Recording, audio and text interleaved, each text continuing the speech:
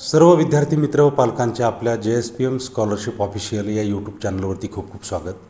आत्तापर्यंत तुम्ही जर आपला चॅनल सबस्क्राईब केला नसेल तर तो सबस्क्राईब करा व MahaDBTवरती व विविध स्कॉलरशिपच्या योजना ज्या आहेत त्यावरती इत्थंभूत माहिती मिळवा.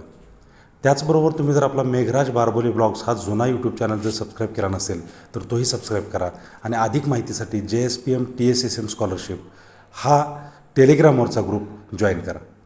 तर विद्यार्थी मित्रांनो, दरवर्षीप्रमाणे याही वर्षी MahaDBT.gov.in ह्या एकमेव वेबसाईटवरती ऑनलाईन पद्धतीने विद्यार्थ्यांनी अर्ज भरायचा आहे. अर्ज भरण्याची जबाबदारी ही विद्यार्थ्यांचीच आहे. त्यामुळे विद्यार्थ्यांनी अचूक वेळेत अर्ज भरावा व आपलं आर्थिक व शैक्षणिक नुकसान टाळावं.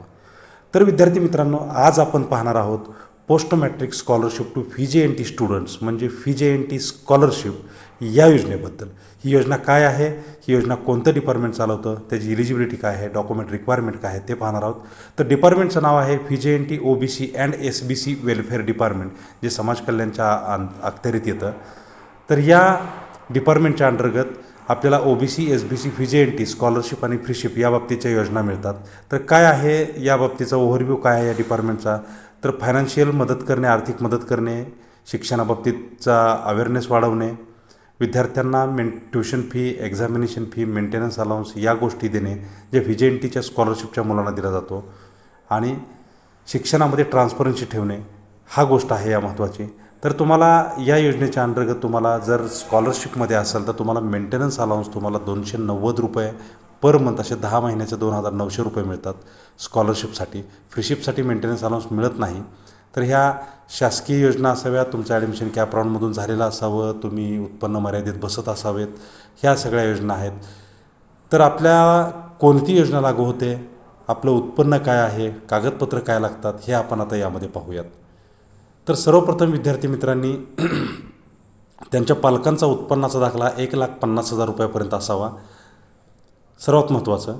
दुसरं महत्त्वाचं म्हणजे ते विद्यार्थी FJNT कॅटेगरीमधून येत असावेत, ते महाराष्ट्र राज्याचे रहिवासी असावेत, त्यांच्याकडे डोमिसाईल सर्टिफिकेट महाराष्ट्र राज्याचं असावं, पोस्ट मॅट्रिक स्कॉलरशिपसाठी ते अर्ज भरत असलेले असावेत.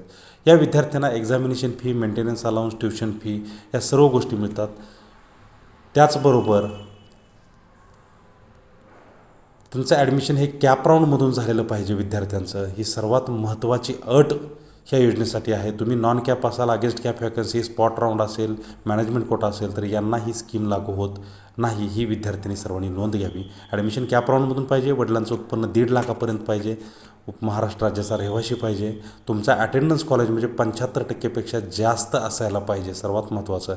म्हणजे तुम्ही रेग्युलर कॉलेज करत असायला पाहिजे, विद्यार्थी कमवता नसावा.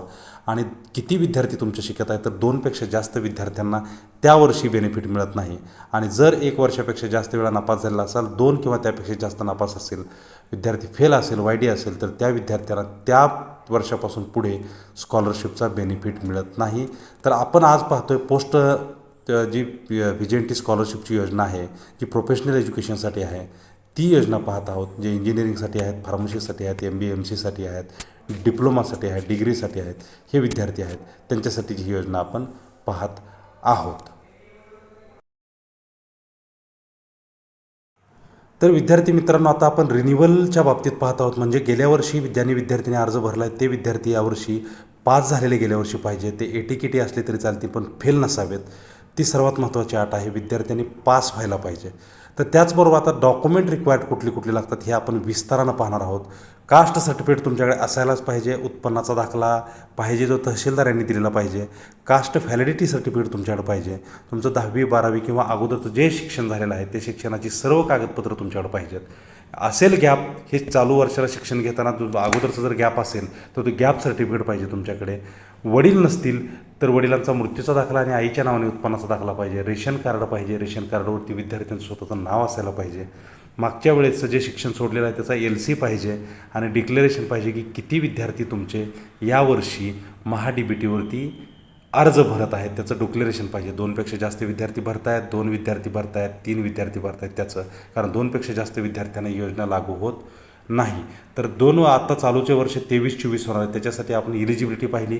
काय पाहिली इलिजिबिलिटी, की विद्यार्थ्याचं ॲडमिशन हे कॅप राऊंडमधूनच झालेलं असायला पाहिजे, विद्यार्थी महाराष्ट्र राज्याचा रहिवासी असायला पाहिजे, विद्यार्थी VJNT स्कूपचाच असायला पाहिजे. जर आपण VJNT स्कॉलरशिप पाहत आहोत तर विद्यार्थ्याकडे कोणत्याही नॅशनलाइज बँकेचं बँक पासबुक असायला पाहिजे किंवा पोस्ट पेमेंट बँकेचं अकाउंट ओपन केलं तरी चालतं. 2पेक्षा जास्त वेळा तो चालू शिक्षण घेत असताना फेल नाही व्हायला पाहिजे. एकदा अलाउड आहे. त्यासोबत 2पेक्षा जास्त विद्यार्थी त्याच वर्षी शिक्षण घेत नसलेले नसावे आणि त्याचं ॲडमिशन जरी विद्यार्थ्याचं जनरल कॅटेगरीमधून झालेलं असेल, at the time of admission तुमच्याकडे व्हॅलिडिटी नसेल किंवा नॉन क्युम्युलर नसेल, तुम्ही ओपनमधून कन्वर्ट झाला असाल तरीही तुम्ही तुमच्याच कॅटेगरीचा अर्ज भरू शकता.